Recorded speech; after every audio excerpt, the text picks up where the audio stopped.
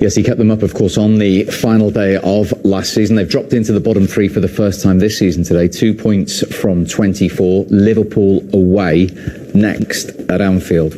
What's the immediate future for Jesse Marsch and Leeds, do you feel?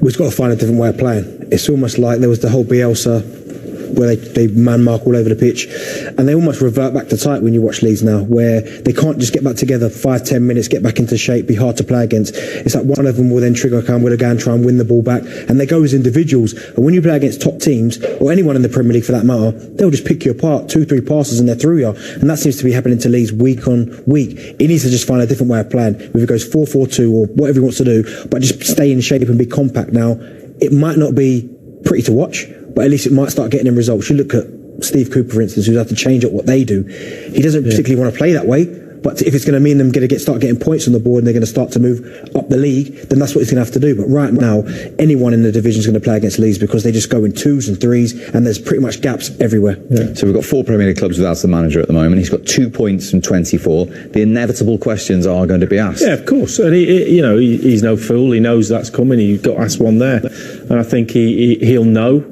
that, all he can say now is exactly what he said. I'm doing everything I can. I'm working really hard. He'll work the players really hard. But I think Darren's right. I said you've got to be clever as well. You've got to be shrewd, and you've got to work out a way. It's easy for us to sit behind here and be critical. He's going out from Monday to Friday on the training pitch to try and work a way of getting results. And the way they're playing at the moment, Darren's absolutely right. The way they're playing at the moment with his high press, and they're not joined up. None of them are holding the piece of rope. They've all let the piece of rope go. So one goes, and it's like, that's my job.